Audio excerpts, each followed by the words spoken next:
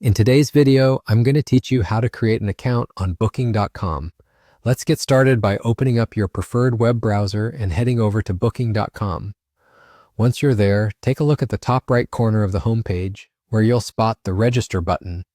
Give that button a click and you'll be whisked away to a new page dedicated to creating your account. Now, creating your account can be as straightforward as entering your email address, or you might prefer the convenience of using an existing account with Google, Apple, or even Facebook. This choice entirely depends on what fits you best. If you decide to go with your email address, just type it in the provided field. However, if you'd rather sign up with a Google, Apple, or Facebook account, simply click on your preferred option and you'll be guided through the sign-in process. Once you've settled on your account creation method and filled out the necessary information, it's time to secure your new Booking.com account. To do this, you'll need to check your email inbox. Look for a confirmation email from Booking.com, which should arrive shortly after you complete your registration. If it's not there right away, give it a couple of minutes. Don't forget to peek into your spam or junk folder just in case it sneaked in there by accident. When you find the email, open it up and click on the confirmation link inside.